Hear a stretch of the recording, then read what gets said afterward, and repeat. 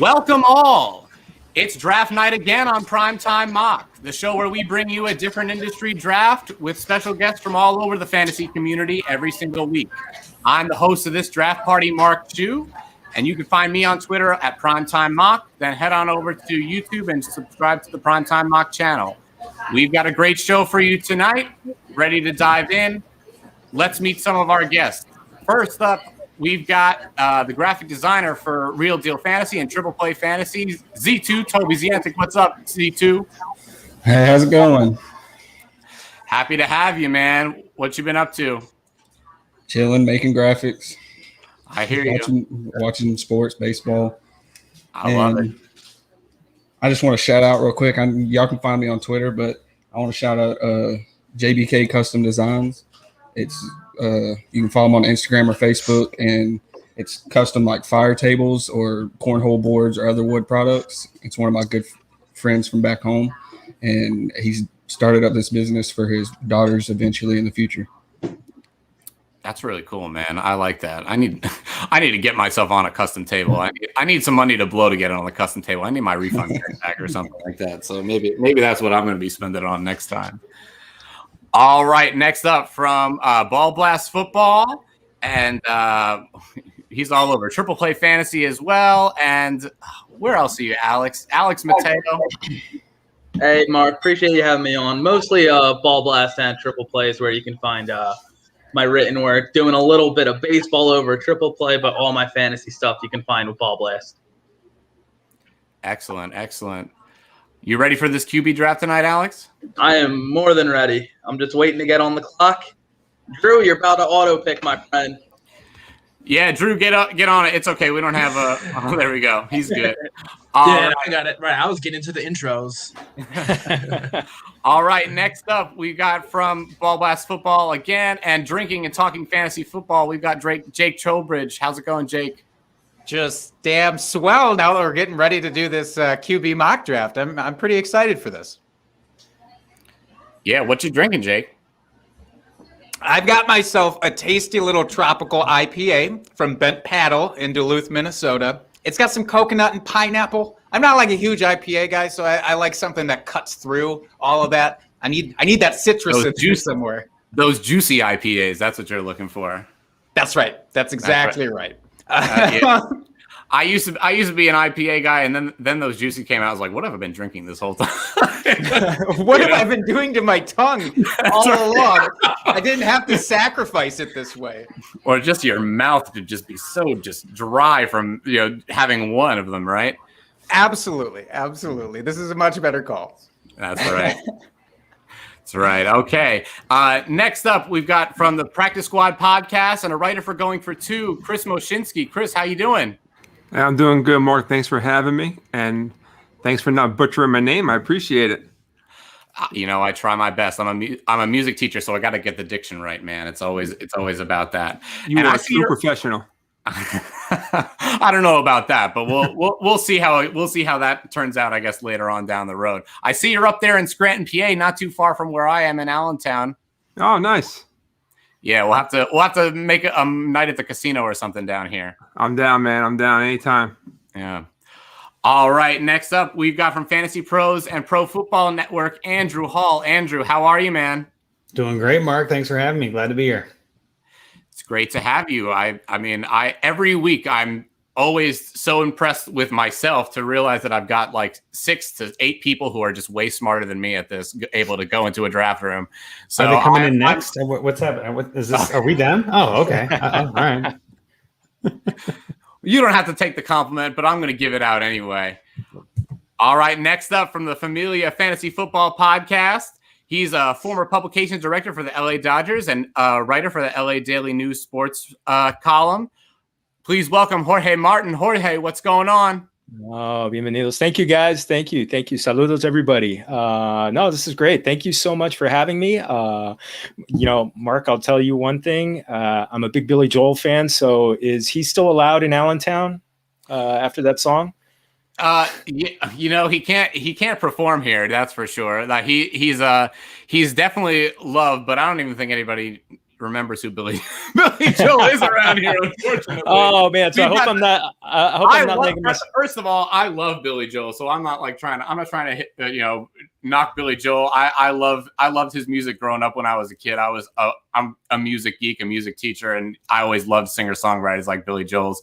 But this new generation, we've got Music Fest here, which is like one of the bigger outdoor music festivals in the country, out in Bethlehem every year. And you should hear, I don't even recognize half the names of people who come to these concerts and I must be too much of an old head. I don't know.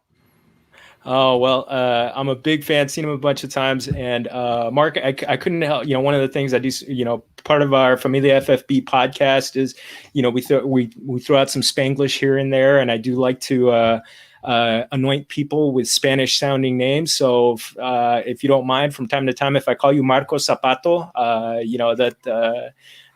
it'll sneak out that way. I used to work in a restaurant. They call me Zapato over there too. So perfect. I'll be used to it. So if you want to call me Zapato good all day, I'm good with that. I'm gonna make my pick here. And I was I thought I was on a snake.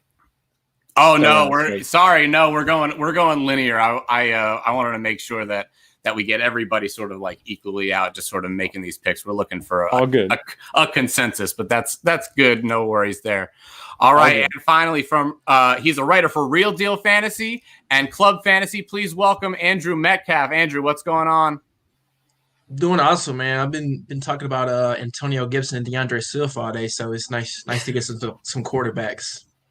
That's right. Yeah, that Gibson news is starting to worry me. I have a lot of shares of him in all my leagues, but it started off so great for him with like Rivera talking about he wants to or he expects the big jump, and then you had the turf toe. So it's been a mixed day for Gibson truthers. Yeah, I'm worried about it, and part of me still feels like, yeah, he should have gotten the surgery, but part of this is like, right now at this time of year, it's kind of like, it's almost like smoke to me until it really becomes an issue. It's like you gotta look out for it, but like really don't let it affect how you're drafting Antonio Gibson. He's going to be exactly. It's until it's like, yeah, he's having trouble, cutting off that toe. Like, yeah, that makes sense. Then we can move it, but I don't want it to become any kind of smoke. But we're going into quarterbacks here. So I'm going to just turn it back to the group. I want to see anybody can sort of take this answer and run with it. We just want to talk about what we're looking for in a quarterback when we're drafting, not necessarily in this consensus draft that we have here tonight, but what are we looking for our fantasy teams when we draft a quarterback? Well, I'll start. Simple. I like somebody who throws the ball well. No, sorry, Jake. I just like somebody who throws the ball well, right? I just want somebody who's not going to make mistakes. I don't want somebody who's going to be turning the ball over. I like my personal philosophy when drafting quarterbacks in fantasy, at least in most leagues, is draft for floor, not ceiling. Like, to me, a quarterback is a position. I want some base. I want a solid 20 to 30 points. I don't want to worry about getting cratered with an 8-point week from Daniel Jones or a 2-point week from Winston. Like, those will kill me. So I would much rather have the high floor, low ceiling guys. That being said, in Superflex, that QB2, all ceiling. Give me all the risk. Give me all the reward, because it's a Superflex. Like, let's go get it. So that's kind of where I go. I mean, I know I kind of interrupted you, Jake, but are you on the same page with me there? I am actually glad you said that, because I'm the exact opposite. I would draft my first quarterback as like, I want that upside play, the guy who has all of the possibilities in front of him. He can score those crazy 40-point weeks, and get me the win. But then I take my second quarterback as the safe option. I need that safety behind it, though, because, well, hey, what if this guy doesn't pan out? I do not want to have to deal with, as you said, those potential 8-point weeks there. So just different ways that we're drafting them in order. Agree, but different. Yeah, that's exactly. Fine. That's fine. Exactly. I get it. I do want to jump back to Andrew real quick. Andrew, when we're talking about floor for a quarterback, are we really talking about passing yards? Because I think at this point in fantasy, it has to be rushing yards that are providing the floor. That's exactly right, and that's why I went with Josh Allen number 2. I mean, I think we all know Mahomes is going number 1, but to me, like I was just saying, I like a solid base. And the running quarterbacks, Lamar Jackson, those guys give you that base. They're the guys that, and even Mahomes really has a solid base without running just because he's so accurate. But it's like I want somebody like that as my QB1 who I don't have to worry about, who's going to dominate week in, week out, get 10 to 12 points on the ground every week. You know what I mean? Like 60 points and 60 yards and a touchdown. That's 12 points right there, just as a quarterback, not even throwing the ball. So I do like that they throw. Like I said, they need to be good at that. But yeah, I like a good base. I like to have somebody who's going to be, consistently on the board, and that's what those running quarterbacks provide. And if you can't get to one of those rushing quarterbacks, another way you can kind of get that high floor is just chase the volume.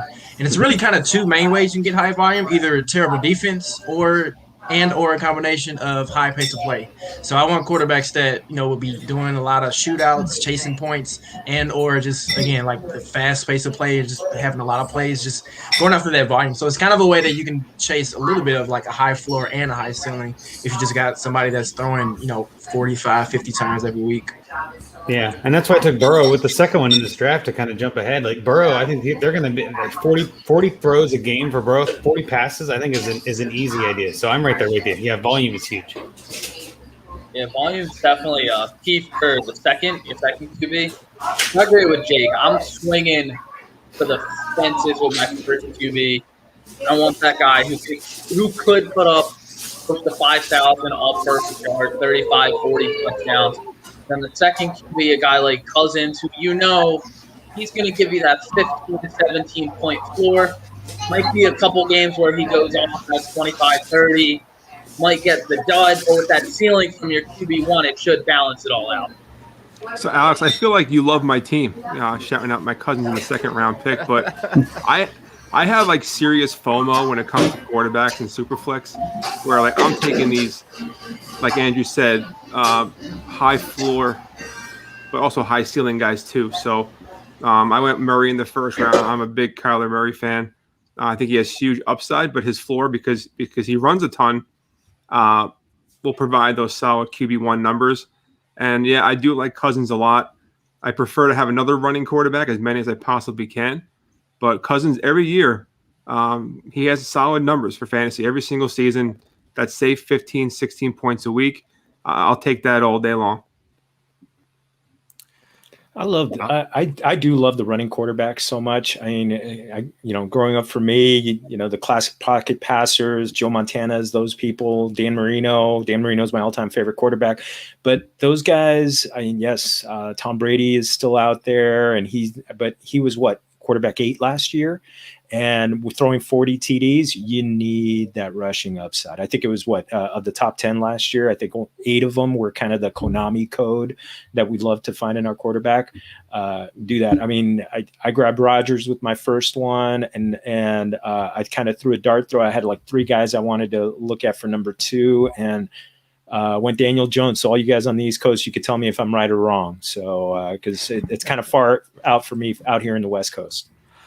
Well, I'll jump in and say that I am a Giants fan, and and I might have gotten. Well, I didn't get into it with Steffi Smalls because I didn't make the pick, but last week Steffi Smalls was very upset that Daniel Jones couldn't get to go before Jameis Winston.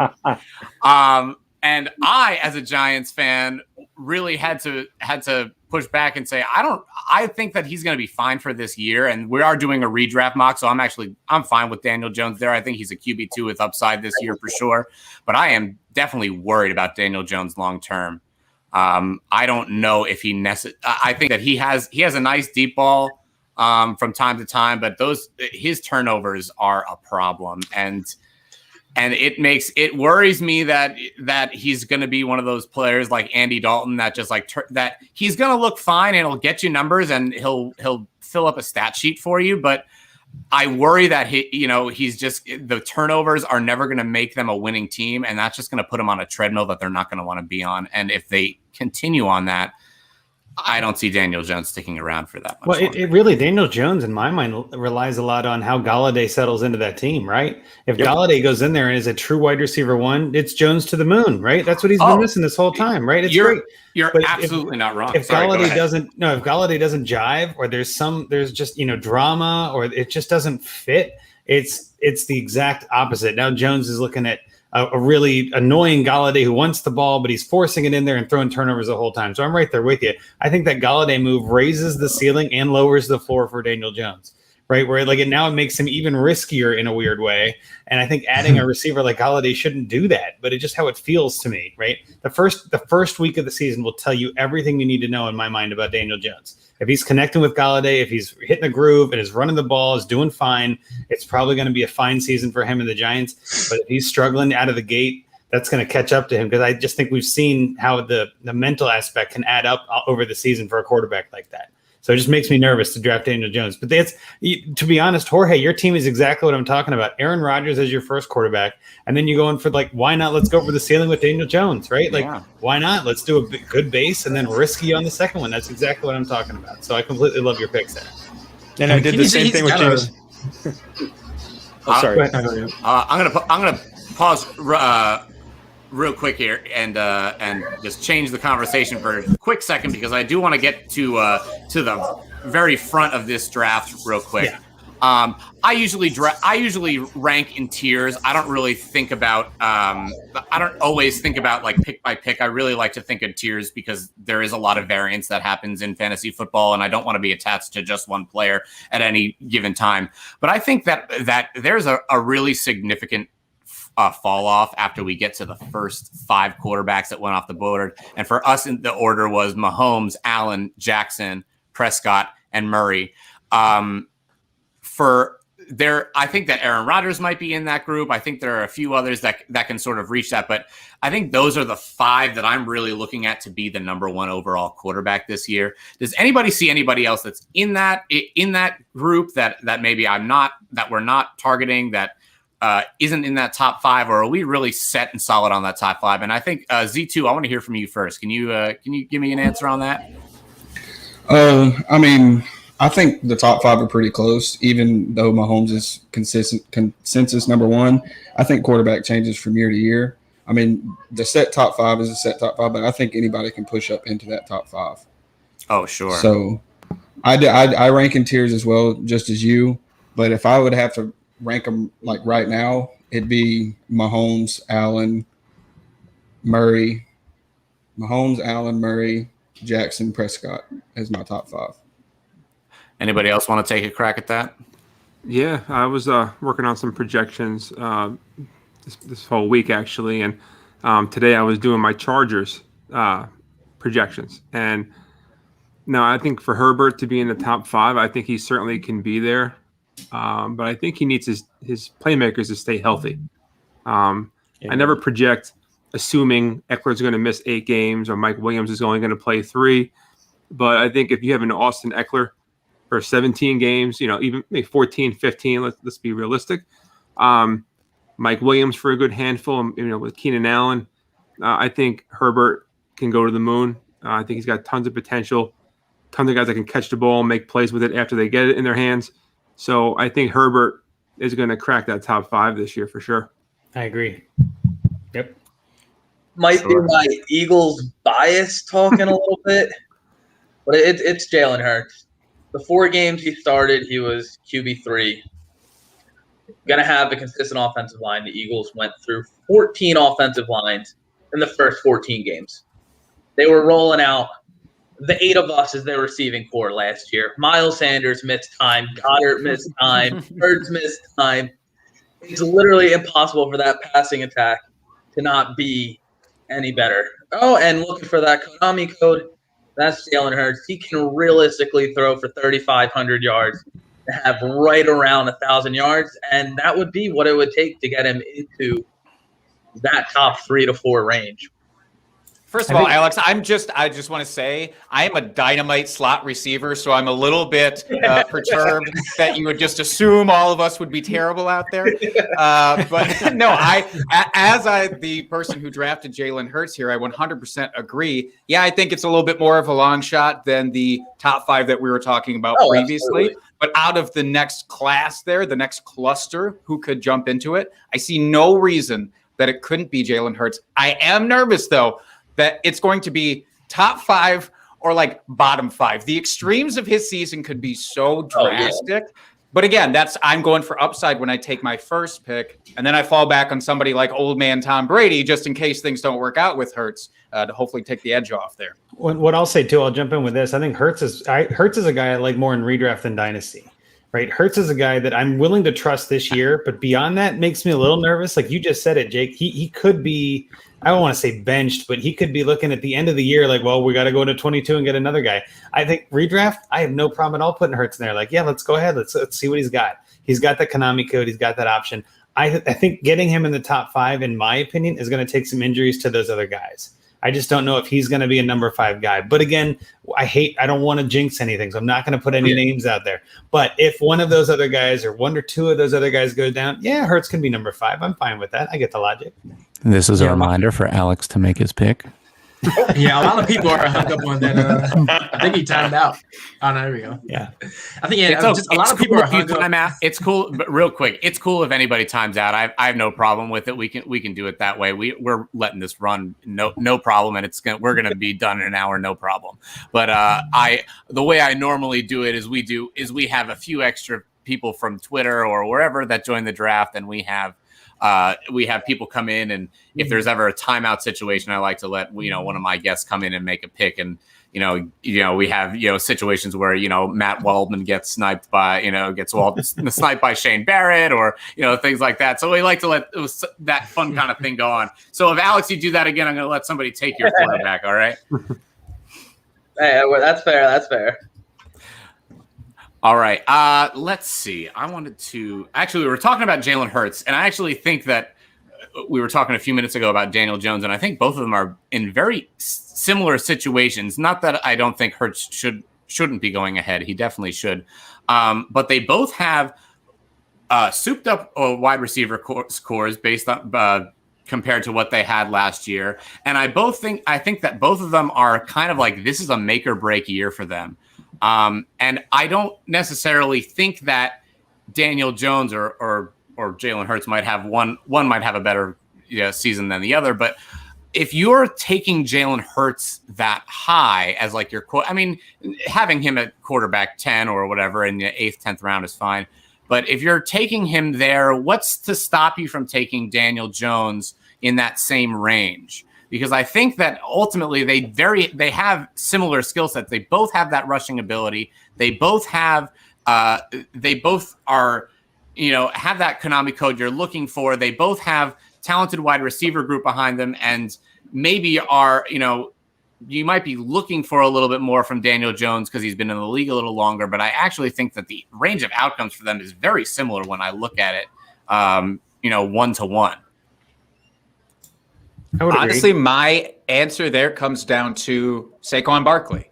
My expectation is that Saquon this year, supposing that he comes back and is fully healthy, which obviously we all hope for, we want that just because he's such a dynamite player.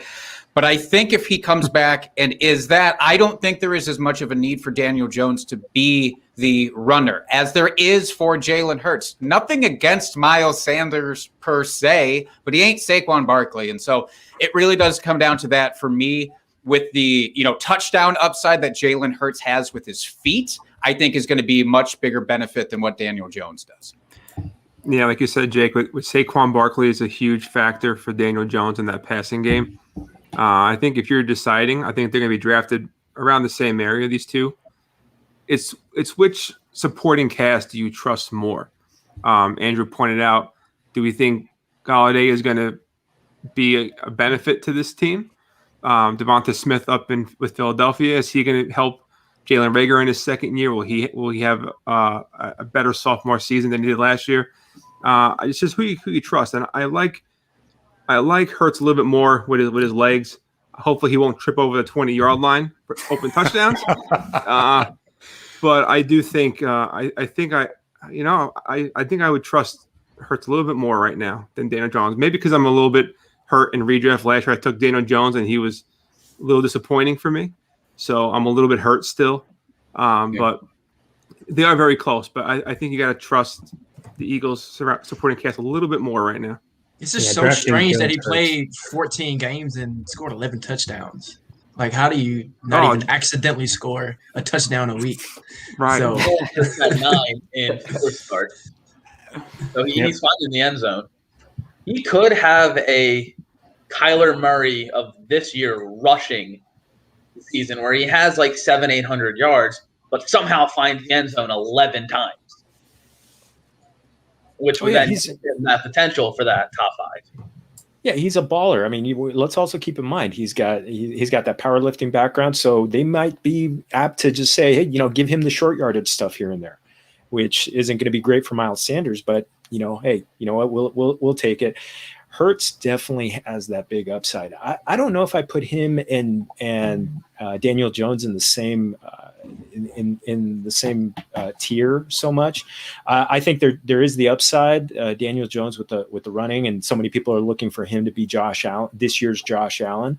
But Hurts, there's not going to be last year's Josh Allen in 2021. There just won't. You want to know who I think is going to be? Doesn't happen all that often. I think the guy who has the potential, Lamar Jackson, keeping the rushing upside, but I think he's going to take a big step forward from the passing side because I think he finally has weapons to do that for him. But he really he really only needs to be like an average passer to be a top 3 quarterback, which is again that's why I like my pick at number 3. It was tough deciding over Dak and over Kyler, but there's nobody in the game right now like Lamar. And again, obviously they rehaul the receiving corps, and again he just needs to be an average, just not terrible at passing the ball, and again he's an easy top 3-4 quarterback. Yeah, and I still think he completed about 66% of his passes last year. I mean, it's like that's not. He's been in the mid-60s. His whole career. Yeah, his whole career has been like exactly right. Yeah, I mean, and with Willie Snead as his top pass catcher, that's not Mark Andrews. Like I think he'll be fine. Great. All right, at this point, I'm choosing between Kyle Trask and Teddy Bridgewater. Yeah, we're getting to that point. We're officially in the muck right now, fellas. It is hard out there for a quarterback now. I was hoping you would let Teddy slide one more so I can get the Broncos starting QB. The QB stack. Well, so here, let me talk about that for a second. So I took Locke over Bridgewater, and I feel like I should explain myself because there are people out there. Both of those Denver QBs that low says a lot if you think about it, though. Nobody wants to pick either one of them. They both were there. At this point, I mean, we're in June. We still don't know who the starter is going to be. Locke was a starter last year. Teddy was a starter for Carolina. He wasn't spectacular, but he got the job done. The receivers actually had pretty good years with him. So, I mean, again, from fantasy standpoint, I think Bridgewater is the better quarterback. I don't think anybody really argues that. But I'm still concerned that the Broncos are going to stick with Locke. And they're going to go down with the flaming ship one more year or a few starts, and he goes poorly again, and then they switch to Bridgewater because they can. I don't think they're getting Aaron Rodgers. I think that ship has sailed too. But I think that Locke, in my mind, if I'm picking between the two, I'd rather have Locke because by week 2, I know what I have, as opposed to Bridgewater. I have to keep him on my bench for a little while. I just don't like drafting bench guys for weeks 1 and 2. Let me know out of the gate. If Locke isn't starting or is starting, either one really, by week 1, I'll know what he is and I can move on.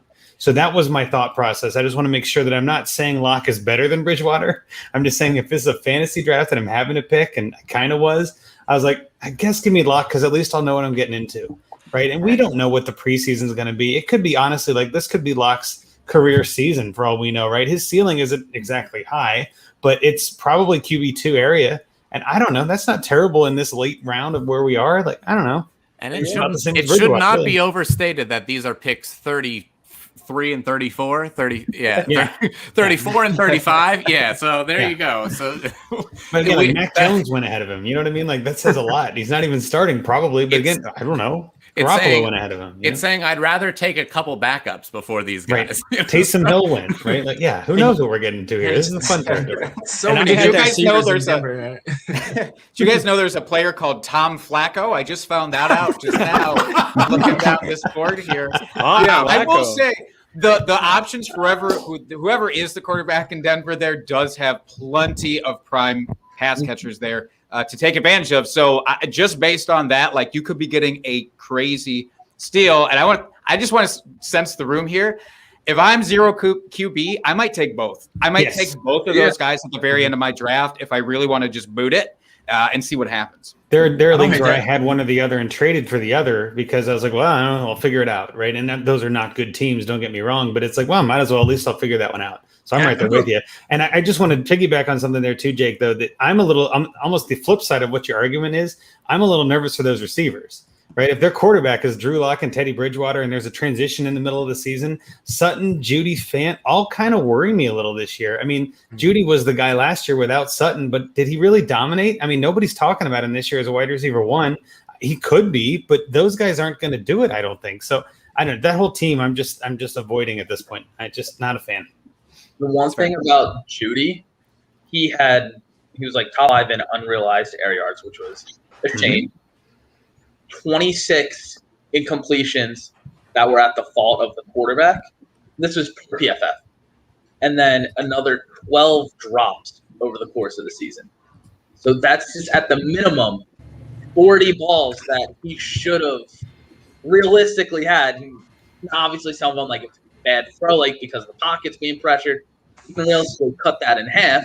That's still like another 15, 20 receptions that he should have had. But still, I think Judy does have a slightly higher ceiling than Sutton this year, but I think Sutton has a higher floor just for the fact he's going to be that guy in the red zone again. Well, do we know that? It worries me. That's all. Yeah, I like Sutton probably more just because he's that bigger guy. But, it's that first full year after the ACL surgery. Yeah.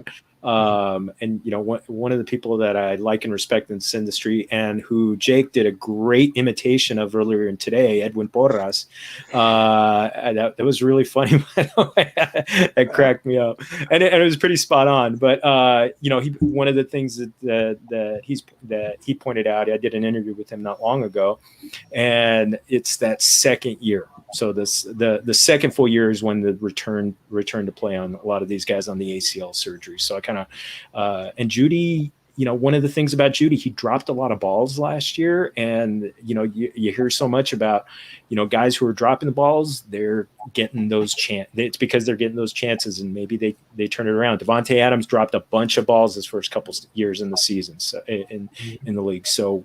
I'm giving him the benefit of the doubt. I mean, he found himself open a lot. So, plus he won me a DFS tournament at the end of the season. So, did we all miss Fitzpatrick that far? What just happened? Damn. When Heineke got drafted by Mark, I was like, what are we doing? Wow. Where's Fitzpatrick at on this board? And I had to search for him. What the hell is this?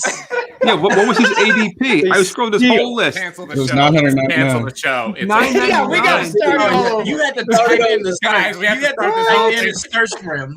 So first of all, last round, Toby took Jordan Love, and I almost drafted Josh Love. By the way, As I see guys like Jordan Love come off the board, expecting Fitzpatrick is gone. What is Jesus Christ? So I wanted Jordan Love. I'm like, oh, Josh Love, who the hell is that? This guy's all. And then Toby finds him, and now Toby finds Fitzpatrick. All right, so Fitzpatrick was 202 on the Can I have list. my trophy now? Yeah, Damn. Not just a hat rack, Toby. Good pick. Where was he? wow. Amazing pick. The Amazing pick. I want to say Fitzpatrick has as good of chance as anybody else on this board of finishing with an easy top 10 year on points per game. I'm not saying that he's going to start the entire season, but points per game. Ryan Fitzpatrick, I'm so bummed. I would have taken him the end of the second round potentially, or at least in my Third round for sure. I would have taken him over Sam Darnold for sure. If I don't know what I was doing. I totally would have taken him over Garoppolo and maybe even over Winston. All right, so Z2, I want you to be the first one to tell me where should Fitzpatrick have gone. Let's play where should Ryan Fitzpatrick go. See, I'm a Fitzpatrick guy, and like most of my super flex drafts, I'll draft if I'm top 2, 3, 4. I'll draft that first quarterback, and then I'll just wait and get Fitzpatrick and somebody at 2 quarterbacks back to back because I'm fine with it. For me, I don't know if that's how y'all feel, but looking at the board, I would probably take Fitzpatrick around where Fields, Lance, and Winston went. Yep. Okay. Just because of the situation he is in. George, would you say that you'd take Fitzpatrick over Winston, or do you like that? You like that there? I think I would have taken him over Winston. I do like Winston's upside in that offense. I mean, everything with Winston is in place for him to be great if he has the reins of the job. But Fitzpatrick, look at him. He's got a top-notch, a wide receiver 1 in Terry McLaurin, and he's got a great weapon in Curtis Samuel. And I think between Antonio Gibson, J.D. McKissick, and also let's not forget Logan Thomas out on the outside, he's going to have a lot of people to throw. Curtis Samuel too, right? He's got yeah. I think I did say Samuel. I think if I didn't, my bad. But yeah, I mean he's got the weapons, and it's very. I think it'd be a toss up for me with Winston there. Definitely would have taken him over Garoppolo the next round. Ay Dios mío, that was I can't believe I didn't see. I even dug a little deeper, and I though I was kind of between Garoppolo and Locke there for that. That's what we all get for talking while drafting, right? Like focus on one thing at a time. Damn it! I will jump in. And this is why we do it, because draft. I would probably have Fitz ahead of Watson. And even ahead of Tua. Like, I probably would have taken him in that, or even maybe ahead of Mayfield if you catch me on the right day. Like, I think Jake might be with me here, like a little higher even than that.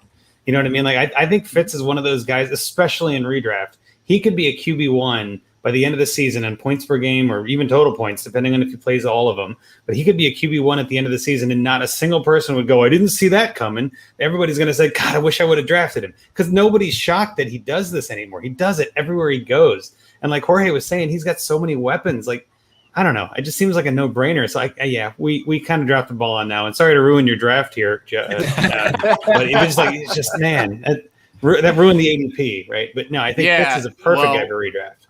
And sneaky rushing ability. Yeah, right. I'm even higher. I'm with Jake. Like, I'm taking him at the end of round 2. Yep. Yeah.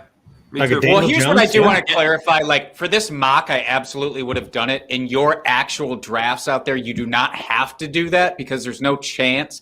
I don't think, personally, I mean, his ADP here is just stupid low. But, like, in general, regular ADP, it would still not be so high that you would have to take him over anybody in the third round. Right. I prefer him to everybody in the third round, save for maybe Matt Ryan, if Julio magically sticks around. But otherwise, I would take him above everybody.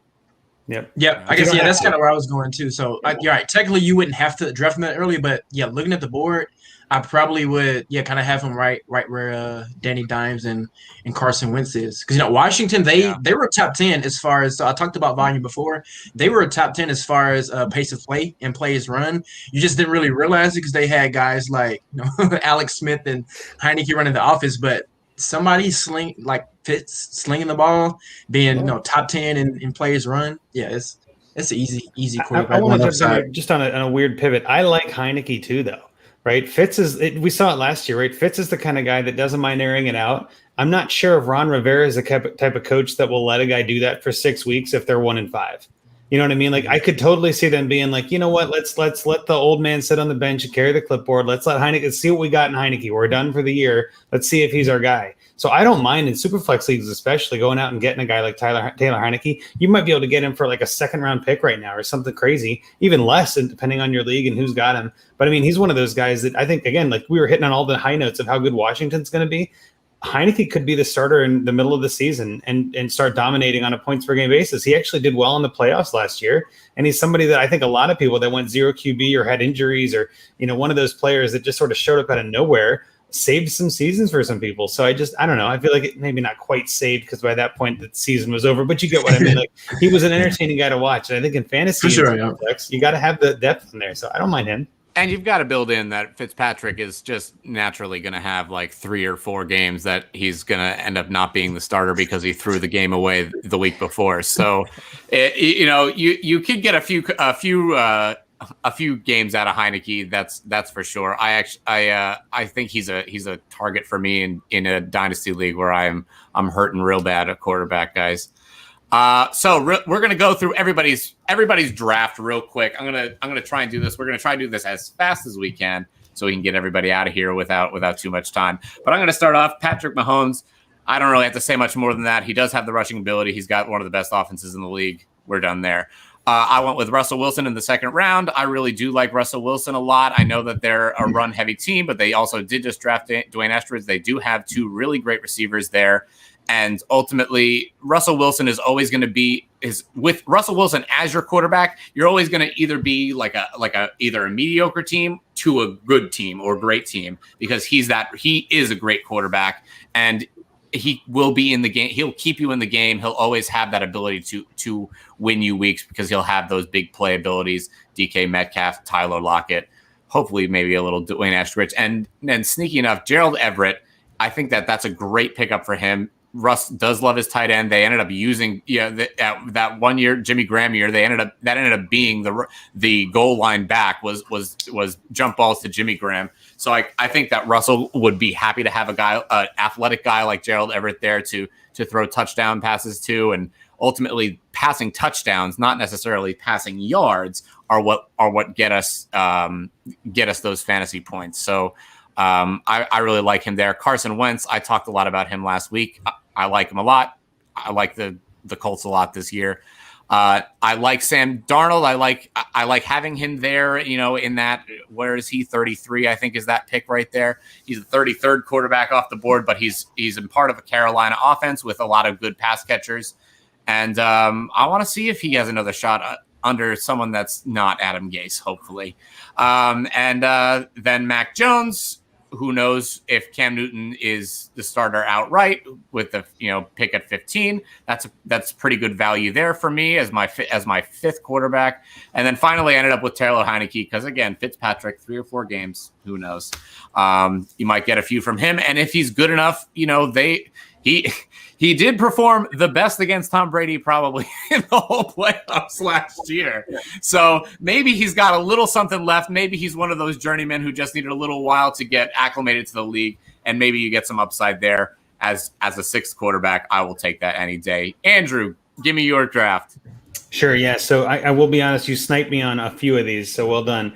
But my first, Josh Allen, like I said, just a high floor. I like that as a first, like your first quarterback, somebody, like I said, that you can lean on every week. He does have that high ceiling, like Jake was talking about, and getting you 40, 50 points is definitely an option. But I just don't see Josh Allen putting up 8s and 10s. It just doesn't seem to happen. That's why I like him. Second pick, you can see behind me over here, maybe I am an Ocho Cinco. I'm a Bengals fan, so I had to go with my boy Burrow. I just think that offense with Chase is going to be a monster this year.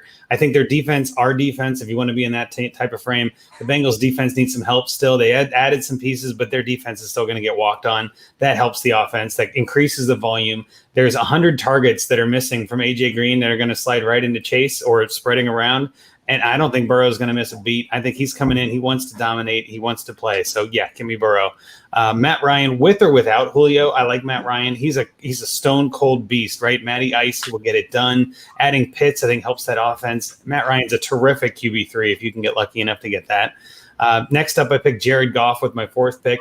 Everybody and their mother hates Jared Goff. Everybody's talking him down like he's the worst thing since unsliced bread, right? But at the same time, Jared Goff is a quarterback in the NFL that has 2 options now with Swift and Hawkinson. Someone's going to have to catch the ball there. At this depth, I don't mind taking a risk on Jared Goff. Maybe he's got a chip on his shoulder. We'll see. After that, we talked about Drew Lock. Not a huge fan, but I don't know. We'll see what happens there. And then my last pick, I would have loved to have gotten Heineke there. He sniped me for sure. But I went with Kellen Mond. There has been some talk about potentially Cousins not necessarily getting older and dying off or anything like that. But there is a chance that if that team doesn't do well, or, again, I hate to say it, but let's say Cook gets an injury or something, that team changes a little bit, that maybe they look to Kellen Mond at the end of the year just to see if he's their future. So again, as someone else that's like a backup, my 6th QB, I just liked him as a rookie.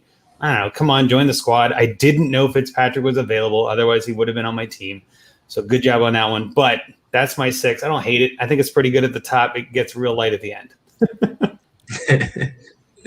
I love it. I love it, Andrew. All right, Drew Metcalfe, how's it going over there? Let's hear about your draft. All right, let me see what we did here. So I kind of touched on Lamar. So I took him at 3. Again, some tough decisions over guys like Dak and Murray, but I don't think there is a higher floor in fantasy. And Well, okay, Pat Mahomes probably does have a higher floor, but I think it's probably close between Lamar and Mahomes. And obviously, we saw the ceiling from him being the RB1 or the QB1 in 2019. So again, if he can kind of get the passing together with the new receivers, I think he's easily going to be kind of back in that top 3 or 4 QB range.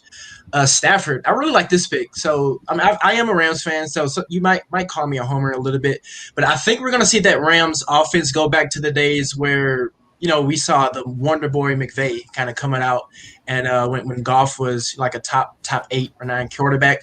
So what happened going into that Patriots Super Bowl?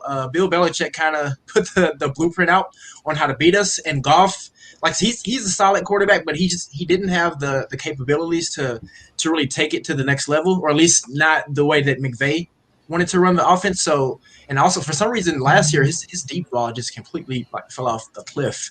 I mean, you could blame some of the receivers that we have too. Like we lost guys like Brandon Cooks and Sammy Watkins, who used to be the deep threats. But I think Stafford with the big arm, he's more mature, better pocket poise. I think we're going to get back to that vintage McVay offense. Baker Mayfield is probably my favorite pick. So obviously he had those 3 monsoon games in the middle of the season, but after that something clicked with that Browns offense. So from weeks 12 to 17, Baker was the QB 10 on the season, and that was still with I think Nick Chubb was hurt for I can't remember exactly when he came back, but for most of that time, like Nick Chubb was still balling out. Kareem Hunt was doing his thing too. So I think Baker is I think he's one of those outside of the the Russian quarterbacks. I think he's one of those pocket quarterbacks that might have a little bit of a sneaky ceiling there, because again, I think he just kind of found something to click with that offense. And some people say the offense was better without Odell. I'm just not buying that. Like I'm not gonna get into Odell talk, but yeah, he's still one of the best receivers like in the league. So, but Baker. So at this point, we're kind of getting slim picking. So Zach Wilson, once you get to this point in the draft, I don't really care about floor. I'm just looking for pure, upside possible home run picks. You could say Big Ben has the high ceiling as well, but I just don't trust his body to hold up for a full 17-week season. So yeah, it's kind of Zach Wilson was the best upside at this point. After that, I just kind of picked Teddy Bridgewater by default, since Locke got locked up after that with my 5th pick.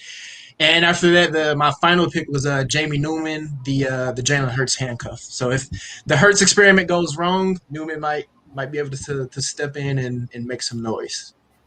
Very good. I like that. I like that Mayfield pick in the 3rd round for us here. I'll have a lot of Baker this year. I'll tell you that right now. I do. I wish I had more of him. I think they're primed for like a title run. I don't want to get Cleveland fans too excited. But they really, that team really excites me this year. And I think there's a lot that Baker just hasn't necessarily shown. Like he doesn't always show that he can run the ball. Like he can scramble, and when he has now, everybody paying attention to Nick Chubb, that offensive line that's just so solid. Guys like Landry and Beckham on the outside the whole time, and then just athleticism from Njoku and Kareem Hunt coming through, Austin Hooper. He can scramble, and he's got a lot of weapons there. You're absolutely right. And I always love that Lamar Jackson pick wherever you end up taking him. Always. All right, Alex Matteo, give us the rundown. All right, so as an Eagles fan, it hurts to have Dak as my first pick. But if there's anyone who can come close to replicating Mahomes' MVP year, it's going to be Dak this year with that offensive weapons. He can honestly go for 45 to 5,000. I wouldn't be shocked if he throws 45, 50 touchdowns. You got that horrid defense in every single team in the NFC East. Then you get the NFC South for your NFC crossover games.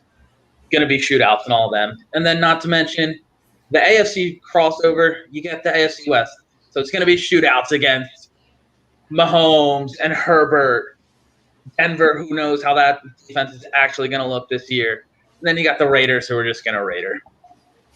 Then you got Tannehill there. He was kind of a no-brainer for me at that point. Guy had 40 touchdowns last year, over 60 in the last 2. But one of the more disrespected quarterbacks in all of fantasy. Thing, even with losing Corey Davis and Jonnu Smith. This means A.J. Brown's going to see even more targets. I think it's still Tannehill. He's still going to be in that top 12 to 15 range. Then this one here, this was where it was tough. Morley felt dirty taking Watson. But for whatever reason, if he plays, that's a whole nother discussion. If he plays, he has the potential to be a top 5 quarterback in the league. And you got Derek Carr, consistently a safe floor, meh ceiling type play, guy you want to have on your roster as a deeper quarterback. And then just in case the Texans doctors decide to pull a Chargers and puncture Tyrod Taylor's lung again, you then got Davis Mills coming in there. And then lastly, just ended with Gardner. God forbid something were to happen to Trevor Lawrence. Gardner showed he can be a viable option when playing. Yeah, Watson is a really tough pick for me this year. I do like him a lot, and you're absolutely right. In the third round, it seems like the time to take him in this draft. Like that, his upside is just too much to pass up. But I do really worry at this point. We know that his case is not going to be read until 2022, February of 2022, and I guess it works if you're whether you believe that Deshaun committed all these acts, which are terrible, or if you're on the conspiracy theory side of the Texans are putting, their lawyer up this. It works for both sides, really. But couldn't you see a situation where now that Deshaun is his trial's not till 2022, they want him out of the way, and they could put him on the commissioner exempt list for an entire year. Has anyone really thought that's a possibility? Because in Dynasty, yes. At first I have thought that I want to be trading for him because I can get him at a really good buy, and really, maybe it's only 8 games and I can live with that. But now I'm really just like, this could be more than a season that he's completely gone. And for right now, I'm like completely out on him.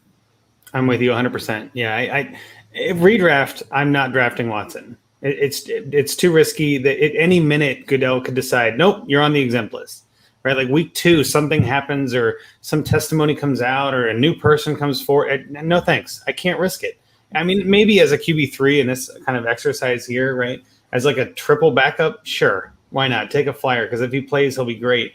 But his value in trading is going to be risky, so nobody's going to want it. I mean, it just I'm avoiding all of it. As soon as the news broke, I traded him away the one place I had him, and I have not looked back. You know what I mean? Like I get your point though. I was looking at that too in some leagues where I need a QB, but nope, too risky. I just don't know. Well, the thing with him, Mike Florio, who's a lawyer, pointed out that because of all the quietness, he thinks that there's a deal that's going to get cut. And it's not going to wait to go to trial. The deal is going to get cut, but I think he's missing at least 8 games.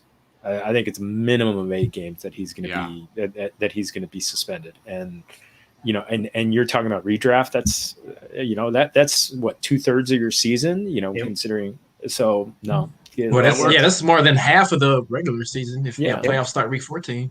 Yeah, and we're running along here, guys. I apologize about that, but I just want to go back to what Jorge, what you just said though. Like, what kind of deal could be cut for something like this? This kind of goes outside of the NFL. If it's a legal trial, then if it's gonna be boiled over all the way through the next year, what happens when people come knocking on the Texans door and saying, you can't start this guy, while this is happening? It's a big mess for me. Yeah, I think we'll know something by the time training camps comes around. I have a feeling we'll know something. And I mean, it's completely sad. I mean, he had such a great reputation coming into this year, and it just ruined it for a lot of people. But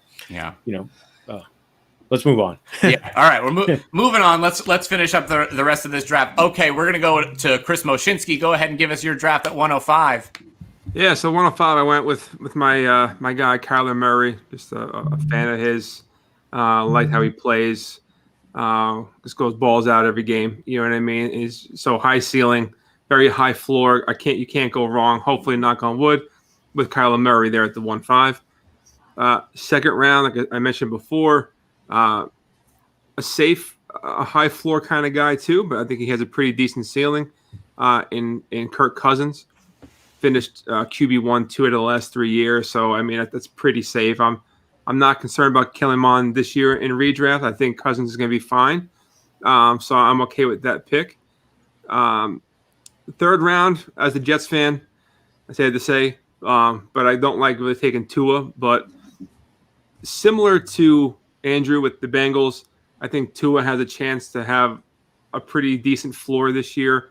His legs, he's got, he can move on the ground himself. But Devontae Parker, my boy Will Fuller, I've always been a fan of, and then drafting Jalen Waddle. But Gesicki, a Penn State guy, really came on strong, real strong last year, and did show some highlights with Tua under center. So I'm pretty happy taking Tua there. As a Jets fan, but I'm happy in the third round. Going to the fourth, what is this, the 29th quarterback taken? I'll take Big Ben every time at quarterback 29. Even if he's 53 years old, he's got more talent than I do. So I have no problem taking him. So I love the weapons there.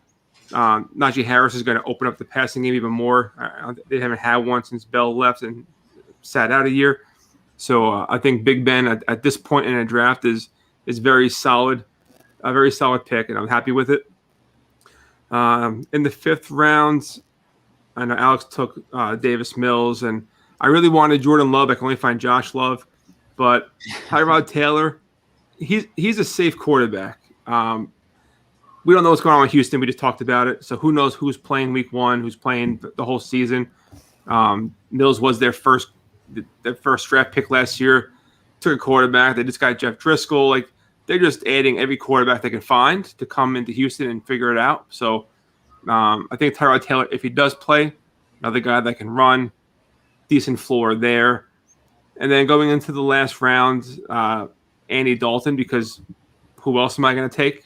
We're not much left out there at this point, but Justin Fields is probably going to be the starter in Chicago. But, let's just say he struggles or something happens. I mean, Dalton is probably worth stashing if you're in a very, very deep league. And, he'd be a safe guy to play, but he's not going to, knock your socks off. You might get Bears are going to be 25 minutes out of Dalton this year. You might. No way. Bears are going to be dumb enough to play him for like 5 games. Just watch it happen. Right. They're going to play him for like 5 games. They'll be dumb, but they'll do it. But again, he's one of those guys early in the season, right? Like, you'll know whether he's going to be Fields week 1 or not, and you drop him. So I love that Dalton pick. I'm actually kind of bummed I missed him. I would have taken him over mine. So that was a great pick. If Field is week 1, then Dalton is probably done. You're going to ride it out and see what you got in this guy. Same thing with the Drew Lock of the world. I think they do start in week 1. They do start in week 1, but I think they realize that they want to win football games, and they put Justin Fields in at the half. So Nagy has to know, like, this is his last shot. So he's got to go down with his guy Fields. For real, exactly. I think it's going to be sooner rather than later. All right, Z2, go ahead and give me your draft, man. All right, so I think for me, Justin Herbert, after the first 5 go, I think he's a lock at going right after them because I think he's the closest to him with all the weapons he has. And I don't think we've seen peak Justin Herbert yet. I think with the addition of Josh Palmer, Mike Williams, Keenan Allen, do everybody stay healthy, I think he can jump, like Andrew said, into the top 5. It was tough for me between Trevor Lawrence and Tom Brady because Tom Brady is Tom Brady, but Trevor Lawrence is everybody's next generational talent. So I think he can do it in Jacksonville. He's got DJ Chark, LaVisca, ETN now as his slot receiver, I guess. And next, Justin Fields. Anybody, Matt Nagy, the front office of the Bears need to be fired if they do start Andy Dalton more than 1 week. And I think he's got the rushing upside. I mean, the dude ran a 4.4 and a 40 as a quarterback. So, and finally gave Allen Robinson, I think, a plausible quarterback and can kill it. Taysom Hill, I think, to me personally, I think Taysom Hill and Jameis Winston should be drafted right next to each other until we figure out who is the starter or should be ranked right next to each other as well. I think Jameis Winston is the better quarterback, and I think we could see a quarterback carousel in New Orleans if Jameis Winston plays like he did in Tampa Bay and just continues to throw interceptions. Jordan Love probably shouldn't be here, but Aaron Rodgers, does he want to host Jeopardy? Does he want to play football? He looks like he is having fun in Hawaii, so we don't know. So he's the next one up, and the reports out of training camp says he has looked good running with the ones. And then Ryan Fitzpatrick, we all know, should not be here.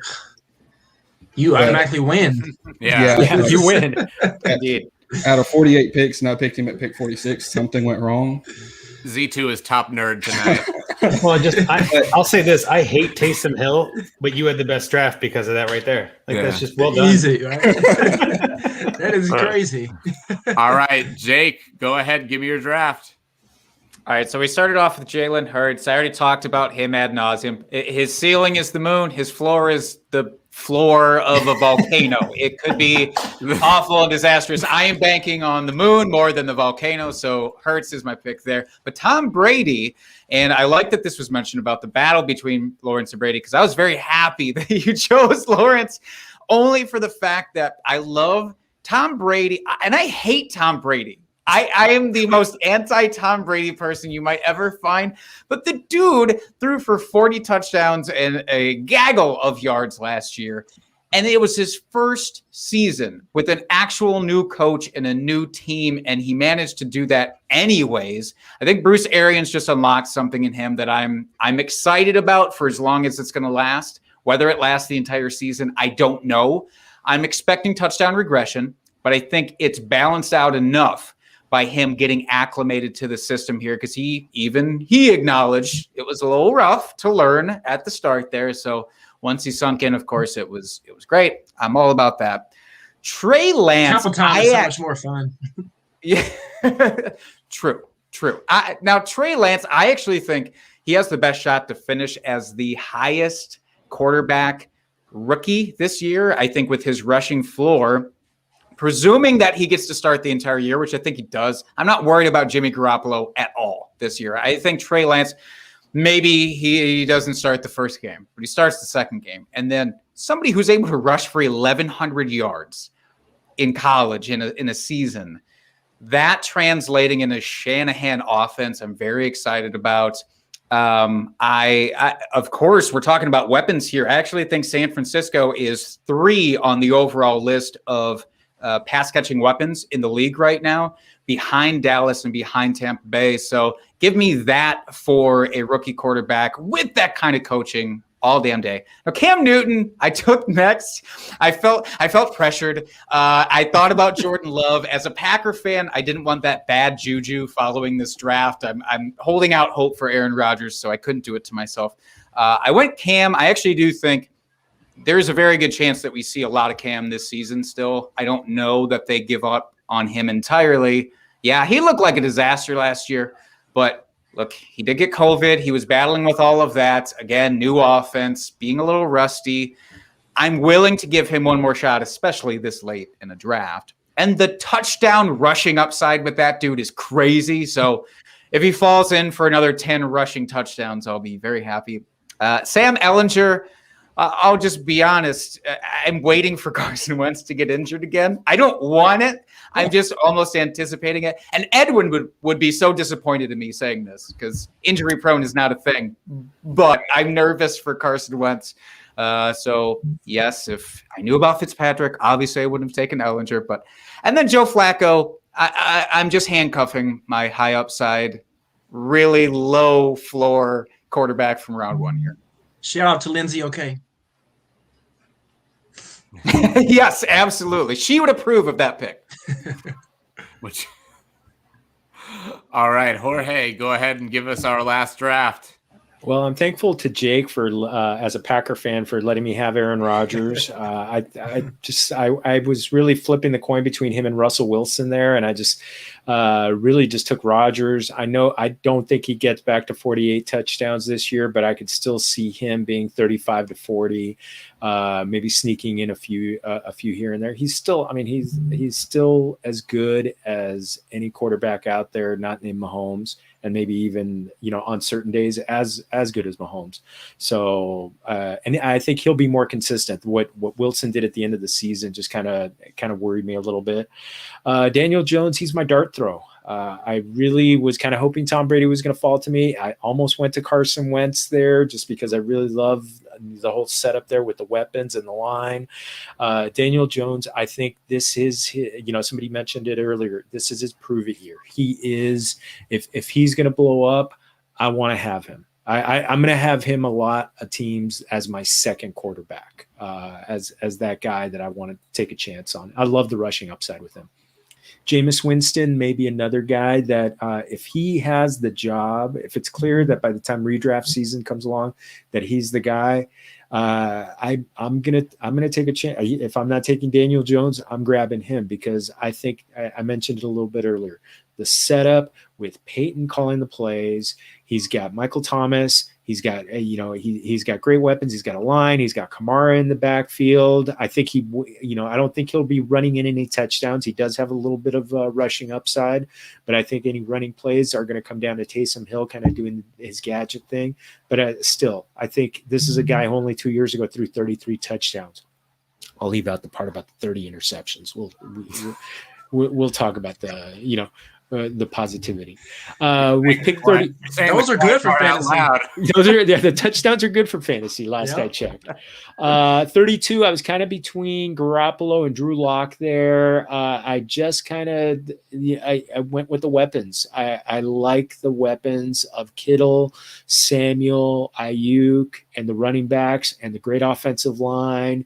I just like that. And a baseball scout once told me about players when they're kind of like in that pivotal year where they're kind of staring at the mortality of their career. I think that's the type of year that Jimmy Garoppolo is staring at this year. And whereas if he's looking at the possibility that if he's going to be a starter in the NFL, he's got to come up big, he's got to stay healthy, and he's got to have his best season yet, so that he can go to Pittsburgh next year and be the starter or something like that. Take over for Roethlisberger or something like that. Alex Smith seeing Mahomes coming or something like that. Exactly. The last two picks, Kyle Trask. I just, it's a dart throw. I figured, you know what, if I'm going to grab a guy, he's someone who played great with great weapons at Florida. And what's he going to have if he gets caught? If for some reason, heaven forbid that Tom Brady has to, can't complete the season. Kyle Trask throwing to Evans and Godwin and Gronk and just and all those guys. I mean, it's Antonio Brown. I want that chance. And Ian Book for Mr. Insignificant on this one. I'm a Notre Dame fan, and it's kind of a little bit of a handcuff to Winston, though it's kind of like that show Designated Survivor. A lot of people in front of him have to go out before he gets his shot. I think it's highly unlikely, but and plus he's got some rushing upside. And again, go Fighting Irish. And they do like that QB by committee down in New Orleans, right? So. Yep. And you know what? I gotta say, Jorge, I do think that you did a pretty good job for the last spot here. This not being a snake draft here, and ending up with Aaron Rodgers at 8. I think is a steal. I'd put Rodgers right after Kyler Murray. Not that I don't like the other two. I think that he's still just as good as you want, and even in Dynasty, I have no problem buying Rodgers for the next few years. Yeah, that was great. Well, that concludes our show tonight. Thank you all. We're a little over tonight, but before we say goodbye, I just want to get everybody's information. Andrew Hall, give him your info. Tell him where you can find you. Sure, I'm on Twitter at Andrew Hall FF, and I'm writing for FantasyPros and PFN for their fantasy department coming up in this next season, most likely. So hit me up. Let's have a good conversation, and let's learn from each other. That's the whole thing. Nobody's wrong. Everybody's got different opinions. Let's just go have fun out there. All right, Drew Metcalfe, go for it. So yeah, you can find me at DrewMet_FF. I do primarily Dynasty content for Club Fantasy and Real Deal Fantasy. And this summer, I'm going to start writing some stuff for Expand the Box Score. I did see that. Congratulations on that ad, Andrew. Hey, appreciate that, man. All right, Alex, go ahead. Mark, appreciate you having me on again. You can find all my written work on ballblastfootball.com. Anything fantasy baseball wise, Phillies in general, anything like that, can be found on Triple Play. And you can find me on Twitter at AlexMatteo94. Love it. Thank you, Alex. All right, Chris Moshinskie, go ahead, man. All right, thanks again. Find me on Twitter at thecommishff. Check us out, the Practice Squad podcast at Practice Squad FF on Twitter. New episodes coming out soon. Doing some player write-ups for goingfor2.com right now. Kyler Murray just came out yesterday, so to keep beating a dead horse here, but my one came out yesterday. So look out for more of those and some more writing as we get closer to the season. Thank you. I love it. I will say, Chris, as a guy, I listen to a lot of podcasts. I got a lot of drive time, and I listen to actually a lot of you guys, a lot of the people that I have on the show, usually at like 3x speed. I'm that crazy guy. But I had not heard about your podcast, and I'm actually really excited to give it a listen. Yeah, we know it just started it last season. A couple of my best friends talked about it for years. And I was like, let's just do it. So we just started last year, so it's still pretty new. So yeah, I appreciate you giving us a chance. But it's a lot of fun. Definitely looking forward to year 2 here. Absolutely. I'm going to be checking out that Practice Squad podcast myself. Okay, next up, we got Z2. Tobe, give him your info. You can find me on Twitter at Z2Fantasy. I do most, if not all, the graphic design work for Real Deal Fantasy and Triple Play Fantasy. And that's it. And he also did the Primetime mock logo for me, so I am forever grateful to this dude. I'm all about his stuff. He does crazy work even from his phone. I love it. He is a beast. He is a beast on the graphic. That's right. Yeah, you got to check out some of Toby's work on Twitter. If anybody headers needs too. anything, Lots of fans. And yeah, Tobe is always really willing to work with you. If you ever need anything, he's always willing to get in the DMs and figure that out for you. All right, Jake, give him your info, man. Well, I don't do any graphic work, and now I feel bad about myself for it, but I do co-host the BallBlast. I do co-host the BallBlast Fantasy Podcast with the wonderful Mod Jukes. I also co-host the Drinking and Talking Fantasy Football Podcast with the lovely Dustin Lunt. Follow him on Twitter. Don't follow me. I just do nonsense all day. Follow him at FFDustyDog. I just lurk around Twitter being more awkward than I think people want me to be sometimes. But thanks for having me on. Loved having you. Appreciate it. And now we've got the trio of the BallBlast podcast on for one time. Now we had Michelle and Kate on separately. We've got you on, and we're happy to always work with BallBlast. Alex, we're happy to have you and everybody from BallBlast and anybody from anywhere. If you want to come draft with us, we are happy to have you. All right, last up, Jorge Martin. Give him your info, man. Okay, well, yeah, you could find me on Twitter at JorgeMartin17 and also find my written content at FamiliaFFB.com. We started out this podcast just kind of as an extension of a family argument over fantasy football. So I host a show with 2 of my cousins, and then I also bring in some guests from time to time. So everybody here, you might look for an invite here and there. We just started a beat writer series. Actually, a big thing, we just went to YouTube a few weeks ago. And so we launched our YouTube channel. So please follow us there and give us a like. But I started a beat writer series where I want to hit all 32 teams between now and hopefully the start of training camp. Maybe it might leak into the first week of training camp, but definitely before the end of the season. And just keep having some fun. And yeah, you never know. When you check out our content, you might get a Mexican food recipe here and there, or just some taco recommendations when you come out to LA. Definitely taco recommendations, though. The best are at my mom's house. Man, I'm always looking for recipes. So if you throw out some Mexican recipes, I'm all about that. I'll throw you my mom's carne asada marinade. So I like spicy, but I like spicy food and all that. So I'll definitely be in on that. All right, everybody. Thank you so much for coming. Thank you all for watching out there. If you need to find me, I'm Mark Shue. You can find me at Primetime Mock on Twitter. Go and head over to YouTube if you haven't done so already and subscribe to our channel. And next week, we're going to be breaking down the running backs. It should be a great show. I can't wait to see you all then.